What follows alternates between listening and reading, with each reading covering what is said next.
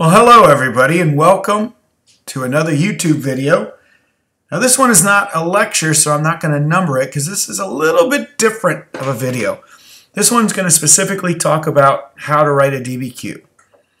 Now I'm going to go over some of the points from College Board for our new revised DBQ format. And for those of you who are in my class, you know you're going to be getting one on the New Deal. So some of this stuff is going to be specific for if you were to write one on the New Deal. And for those of you perhaps listening from some other school or location, it'll be a good example for you as well if you'd write a DBQ based on, well, as I just said, the New Deal. All right, so let's look into some of these things here. All right, again, this is right from College Board. It's telling you that there is obviously a document-based question. You cannot get away from that. You're going to get 55 minutes to write this thing. You know, you're thinking about 15 minutes to plan, and then the rest of it is writing. Whenever you get a DBQ, the first thing you should really do is read the question. Really read the question. Make sure you understand it. What is it asking you to do? What are the various parts?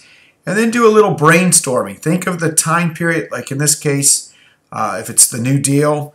Think about various things that you've already learned about the New Deal that you can already start thinking of in your head and maybe do some planning. And then start looking at the documents and then see how you would then organize everything and your thoughts based on your thesis. So you have to also do one of these 5 particular historical thinking skills as a main focus of your essay. You're not just writing an essay about only, let's say, the New Deal. You also have to show College Board that you've learned some of these historical thinking skills. Let's look at some of these here. Causation, for instance. If it's the New Deal and they asked you what are the causes and effects of the New Deal, they're asking you to think long-term, short-term type of causes and effects that have created the New Deal. So as you write your essay and as you're using your documents and you're analyzing and you're making contextualization or whatever else you're doing, you're constantly going back to the concept of causation effect. Is this a long-term, short-term? Is this something that happened before? Is this going to be effect afterwards? That would be a main historical thinking skill that your essay is telling you you're going to write about this throughout your essay. Comparison. The comparison one is going to ask you to compare perhaps different time periods, look at their similarities, look at their differences. Continuity and change over time, that's the one you're going to wind up getting. So again, as you write your essay then, you want to think about, well, what are certain things that are maintaining throughout the New Deal? What are certain things in that time period that I'm given that are going to be from one end to the other end of this time period that is basically the same? And then what are things that are changing as I'm talking about it as well? With the New Deal, you're thinking of it as, all right, well, this is a program that was designed to help alleviate the pressures of the Great Depression. So your continuity is as the first 4 years of FDR into the second 4 years, his 2 terms as president during the New Deal period, there's a continuity there. As they're creating these laws, what are they trying to do? Alleviate this problem, alleviate that problem. So there's your continuity. Change, well, was there any moments where the New Deal had to change? Was there anything in society? Was there anything about economics? Was there anything that was a certain way that changed? Think about economics for a second. A good idea could be to write about what was America practicing as far as its economic concepts or ideologies, especially the American government. The laissez-faire, hands-off, stay out of the economy. And now you have this change because of a Great Depression, this massive moment in history. Well, now you're going to wind up changing to a more hands-on approach, also known as Keynesian economics, right? Where the government becomes a major spending factor within the economy, and a continuity then, if you wanted to tie it to future time period, which you can make a reference there that says that the American government became Keynesian and has stayed Keynesian even to our time period. So there are ways of showing continuity and change over time as you're writing your essay. And as each paragraph starts, you're kind of constantly think of that concept. You're trying to answer your thesis about the New Deal and its effects on the Great Depression by keeping it still in this historical thinking skill of continuity and change over time. Of course, every essay, the document-based essay as well as the long essay, is also going to see your historical argumentation. That's your thesis. Are you going to maintain your thesis throughout your essay? Here we're talking right down here right now, historical argumentation. Are you going to keep your argument throughout? Or do you start writing about one thing and then you wind up writing about something completely different? See, that's the problem that you might wind up in. You're writing about how effective, for instance, the New Deal was and how it brought about change and certain things stayed the same and blah, blah, blah, blah. But then all of a sudden you start writing an essay only about Franklin Roosevelt. That's all you start writing about. Well, now you're completely off topic. You are not keeping your argument going. That's what we mean by historical argumentation. Relevant historical evidence. Will you have documents that you're obviously going to analyze. We're going to talk about this. But from time to time, do you bring in any outside evidence that proves what you're saying? And I'll give you some examples as we go along here. Contextualization, are you keeping it within the context of the Great Depression, the New Deal? And of course, synthesis is something that we talked about. Do you make any connections to another time period, to certain other thoughts like geography or social economic things? You make a little connection here or there. You're showing some synthesis as you're going around and you're writing as well. That's why it's important when people ask, well, how long should this essay be? Well, how long should it be? I mean, that's an open-ended question. And I'm sure there's some teachers out there that will tell you, well, keep it in the 5-paragraph rule and you'll do okay. But think this through for a minute.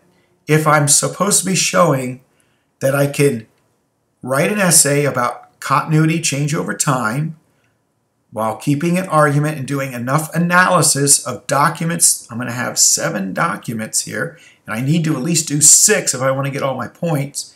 I want to keep it in the context of the period. I want to bring in outside information, and I want to make some connections to other time periods perhaps, or maybe to a world event. Could I do that all in just a few paragraphs? Or will I need a few more? See, that's the key to this. There isn't a rule where I can tell you how long the essay should be.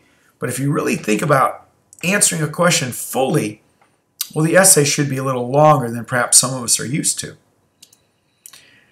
Here's another thing we want to keep in mind. Again, the skills assessed. So use of evidence, your argumentation, plus the targeted skill. In this situation, our targeted skill, well, I wrote comparison up there because I actually paste and copied this from College Board.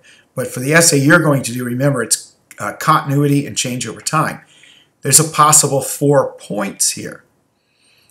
You'll only get 1 point if all you do in your essay is offer a plausible analysis of the content, the Great Depression, the New Deal, and you tell me some things about that. You use a majority, so you have 7 documents, and you have to, in order to be a majority, you're going to want to use, what, 4? 4 to 5? All right. Explicitly using this analysis to support, again, your stated thesis. That's your argument. And that's all you do. That's 1 point. Well, we don't want you to get 1 point. We want you to get more. So here you are, the same thing, but not only are you offering plausible analysis now of both the content and a majority of the documents, but then you do at least one of the following for the majority of the documents. Again, a majority of the documents, if you have 7, well, you want 4 or 5 in order to get a majority. Where here you do your extended analysis. You do intended audience, the purpose, the historical content, author's point of view. Well, that gets you 2 points. But again, I want to help get you 3 points. So you do all of this. The only difference over here now to get the 3 is you do all or all but one. That's a funny way College Board says that. If there's 7 documents, then you have to do at least 6 of them. 6 or 7, and you get all 3 points that way. Let's say for some funny reason they only put on 6 documents. Well, that means you would have to do 5 or 6. It just depends. How many documents are there? You have to do all of them or all but one, and you do all this extended analysis on them, and you get 3 points. This is really just writing your essay, right? You have a theme. You know what your theme is. It's going to be on the New Deal and the Great Depression. You know you got to write about change over time throughout your essay. So you're going to be able to do that analysis. That's a normal writing. Don't worry about all this legalese looking wordage up here. You're just really writing your essay here. It's here, the analysis part of the documents, that you want to focus on. Now let me show you some slides. I'll talk specifically about these. All right, intended audience. All right, you get a document. It could be a quote. It could be a quote from a famous speech. It could be part of a piece of legislation, a piece of law, a quote from a piece of law. It could be from an author who wrote about the Great Depression or the New Deal decades later. Right? Sometimes you get secondary sources. Sometimes you have primary sources. Remember that. You don't always have just primary sources. You might have some secondary. There might be a book written about FDR. There's books. There obviously are books written about FDR. There's books written about the New Deal, the Great Depression. Maybe one of the documents is a quote from that. That's a secondary source. Maybe there's some pictures like you see here. There's graphs. There's charts. There's a lot of different ways to present a document for you to write. Now, these 4 things that we're talking about, do you have to use all 4 of them for each document you're going to do? Well, the answer simply is no. You have to at least do one of these for each of your documents. So you have intended audience here. What's the author's aim when he's writing or creating this particular document? If it's a political cartoon, what is this author here of this particular political cartoon trying to tell you? You see AAA, PWA, WPA. What does that remind you of? Well, we've already studied the New Deal the last couple of days. We're going to study it a couple more days. This is his alphabet soup. These are these various New Deal programs, some of which fall in those 3 R's. Remember this: relief, recovery, reform. As you write your essay, you might want to think of it in that way. If you're writing about the New Deal, think of the 3 R's. What is relief? What is recovery? What is reform? This one is probably trying to tell you something positive about it. There's FDR not in a wheelchair, standing tall, standing strong. This artist, perhaps, his intended audience are for people who approve of the New Deal. Perhaps, right? That might be what you get out of that. Identify groups, so the author's trying to either inform or influence. Maybe they're trying to influence people about the New Deal or inform them about the positive aspects of the New Deal. This goes beyond, this is a very important point here. This goes well beyond just simply repetition of audience identified. You cannot just sit there and say, for instance, let's say you have a bill from Congress. So you say the intended audience is members of Congress. Okay, it's got to be a little bit more than that. You've got to be able to tell us also influence, information, what was the author trying to say, explain why this is the intended audience. Those are things you want to be able to do. If you use intended audience as your analysis, you might want to use author's purpose instead. So you got a choice. You can choose whichever one you feel more comfortable with. If you're to look at this one, now, we haven't gone this far yet in history, but look it's a billboard. There's people standing around. You see Uncle Sam with his thumb down, and it says, "No third term. Democrats for Wilkie." Who do you think the intended audience would be in something like this? No third term. Who would be running for a third term during the New Deal? Would it be, I don't know, FDR?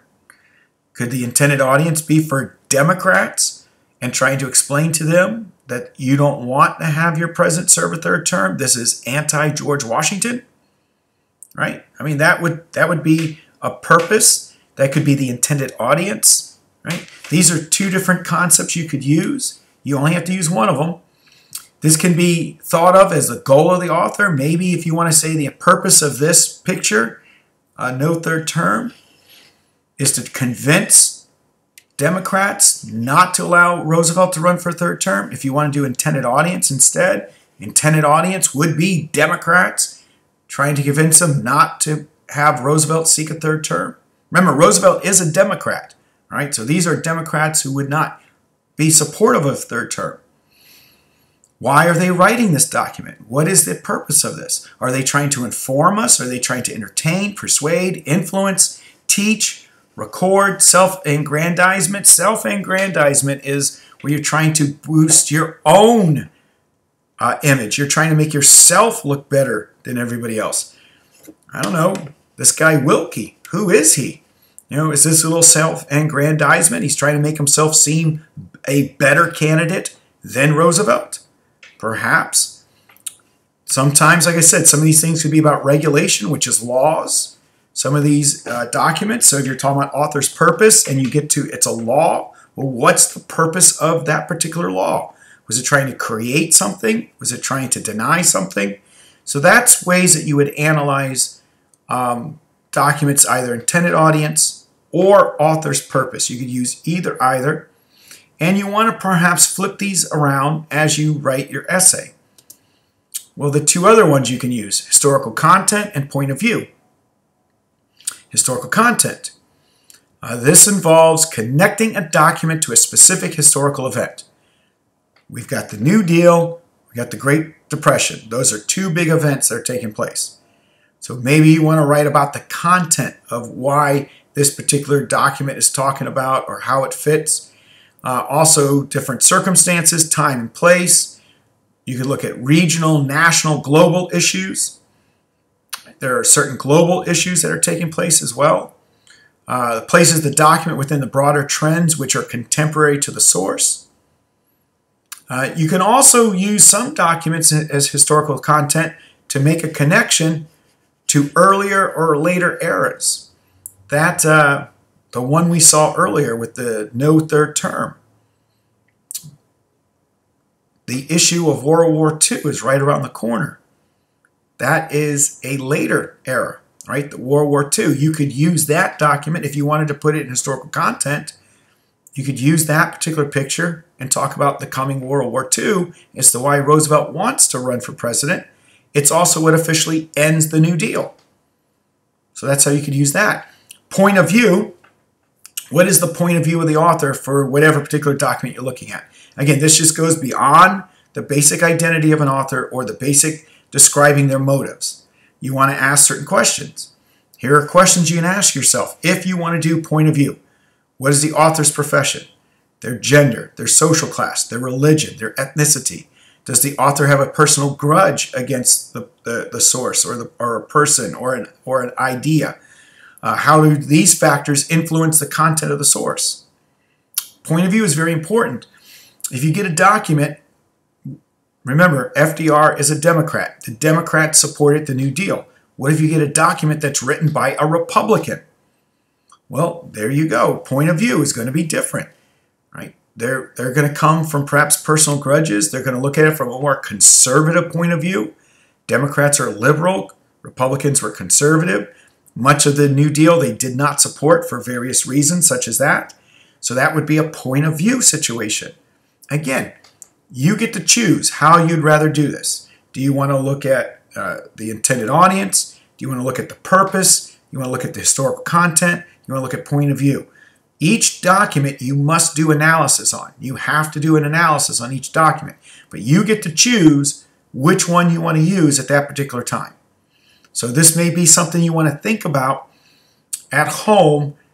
If I was to get an essay on the New Deal, how could I use these things no matter what Mr. Linhart shows me in class, no matter what he puts on there, if I just want to do point of view or historical content?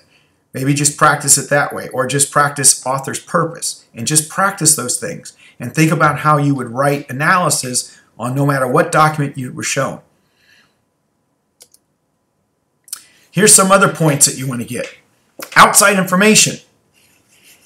Outside information. Information that is not part of a document, right? Here's the definition of that. Offers plausible analysis of historical examples beyond the document. So something that is not necessarily in the document. On Friday, we're going to talk about the National Recovery Act. Here is a cartoon about the National Recovery Act. For sake of argument, I'm not saying it's on there or not, but there's a document on there about the National Recovery Act.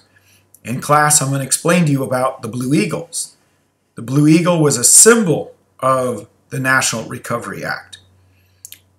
If you wanted to show you were a loyal American supporting the New Deal and supporting Franklin Delano Roosevelt, as an industry, you would put posters and pictures of the Blue Eagle in the front of your store, in the window of your store, so when people walk by, you showed them that you were patriotic and you were supporting the National Recovery Act, the Blue Eagle. Now, that could be used as outside information, right? A document that I show you might not have anything to do with a Blue Eagle. It just might have something to do with the National Recovery Act. But you remember the Blue Eagle now. You're hearing it on the video. You're going to hear it Friday in class. It sticks in your mind. That's one piece of outside information you remember, so you write about that. There's your 1 point. Maybe you also remember fireside chats. President Roosevelt would go on radio and he would try to calm people's fears and anxieties. Now, he didn't really do a lot of fireside chats. He really only did a few of them. But these things throughout history, this has gotten kind of blown up as though this idea he was constantly on the radio. But it was a great tool that he used. Radio was a very important tool that he uses to help calm the fears of Americans. You're never going to see a document that's going to say that. But let's say you remember that. Fireside chats or radio, using the radio to calm people's fears, and you write about that. That's analysis of outside information, how it affects the New Deal. It could be a continuity situation where he does it every so often, right? Every so often he uses the radio to calm people's fears. That's also a continuity of the New Deal. So you're doing analysis and you're bringing in outside information. That's beautimous. That is so wonderful. That would really make your essay pop. Contextualization, you also get 1 point for contextualizing. Accurately and explicitly connect historical phenomena. Oh my goodness, did I just say that word right? Phenomena. Da-da-da-da. Anyways, I don't know. To the argument or broader historical events and processes, right? Contextualize. Keep it in the context of the New Deal, Great Depression, but occasionally you can make that connection to even some broader historical events that are also taking place at the same time. There's another point for you. The last thing is synthesis. And this is the same thing like in the long essay, the same 4. You can do any one of these 4. You don't have to do all of them, but you must have synthesis in your essay. At some point, if all you do, you know what your thesis is. Your thesis is an argument. So your argument on the New Deal, it's positive, it's awesome, it's horrible, it's disastrous, it's kind of a little of this, it's kind of a little of that, whatever your argument is. And every time you write, you bring that up again about this again supports the argument of the New Deal being positive, of the New Deal being negative. You're extending your argument, that's synthesis, 1 point. Or you can do here too, recognizing effectively accounts for disparate or sometimes contradictory evidence from a primary secondary source. This is what I was talking about earlier, where you get 2 documents. One is pro New Deal, one is negative New Deal. Well, why is that? Why is that? And you talk about, well, why would one document be negative and one document would be pro? Now, remember, there's that very ugly word that people like when they think of DBQs. And they use that word grouping, right? Mr. Leonard, are we supposed to group the documents? No. However, making connections, think in terms of that. Don't think in grouping, because if you think of it as grouping, you'll just write a blob paragraph with just a bunch of random things in there and give me that little parentheses with documents 1, 5, 6, and 7, and it means nothing. But making a connection is different. If you talk about document 2, point of view, Democrat, pro New Deal, but document 5 was a Republican anti-New Deal, and you make that connection that way. You're talking about the two different documents in the same paragraph, that's fine, but you're not just writing some random thoughts and then putting a bunch of numbers in a parentheses. Don't do that ever, please. Make connections. That's fine. That's synthesis. That's what you want to do. Appropriately connect the topic of the question to other historical periods. You can make, again, you talk about reform. Remember again, here again, the 3 R's. Relief, recovery, reform. Talk about reform. This is overhauling, changing completely a system. We know there are some of these things that are still with us today. Social Security, the Federal Deposit Insurance Corporation, FDIC. You make a connection to our time period in just a sentence. You do not want to write a whole paragraph about the 2015. That is totally off topic. But you make a sentence, you write a sentence that makes that connection. That in itself is synthesis. Or you go back in time as well. You can go back to time and talk about Woodrow Wilson and progressivism and how FDR's New Deal is basically progressivism just on steroids, right? Any way you do that, that's fine. Or some other area or other contexts or circumstances, any way you do that, that would be your 1 point for synthesis. The last way is you would draw in different fields of inquiry, like for instance, world history, to support your argument. Maybe you're going to talk about the ending of the New Deal, World War II, right? That could be. Or you're going to talk about the Great Depression isn't just isolated to the United States. The Great Depression was a worldwide phenomenon. In fact, maybe you make a comparison to the United States and Nazi Germany and how the Nazis got Germany out of the Great Depression sooner than in the United States. And yet, the way the Nazis did it, terrible, right? Right? So you make that kind of a connection. You draw on that appropriate idea or method from that other field of study, world history. That's also synthesis. You don't have to do all 4 of these. You just pick the one you feel comfortable with. All right. Well, that's it. I hope this helps. If you have any questions, you can always watch this again. You can pause this, write down some of these things. Of course, you can ask me questions later on in class. You can come see me before or after school. I'm always there. Just let me know when you want to come and ask me a question, and I will more than happily help you with some of these ideas on writing your DBQ coming up on Tuesday. All righty. Have a good night.